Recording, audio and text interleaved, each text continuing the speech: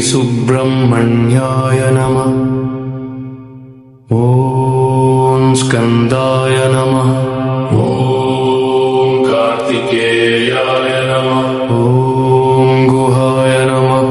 ॐ षण्मुखाय नमः। ॐ शरवणभवाय नमः। ॐ शक्तिधराय नमः। ॐ कुमारस्वामिने नमः। ॐ स्वामिनाथाय नमः।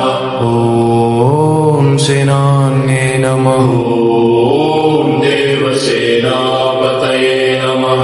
ॐ शिवसुताय नमः। ॐ पार्वतीनन्दनाय नमः। ॐ अग्निजाय नमः। ॐ गङ्गासुताय नमः। ॐ कृत्तिकासुनवे नमः।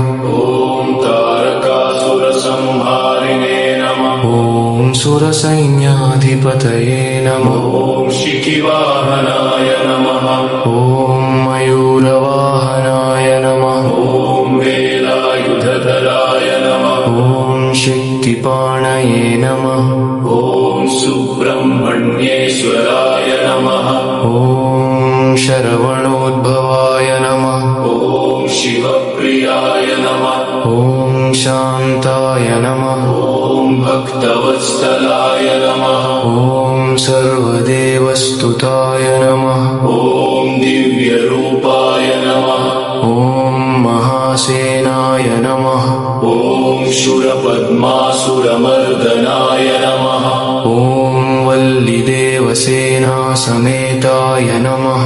ॐ गणेशानुजाय नमः। ॐ सर्वमङ्गलप्रदाय नमः। ॐ ज्ञानशक्तिस्वरूपाय नमः। ॐ श्रीसुब्रह्मण्यस्वामिने नमः।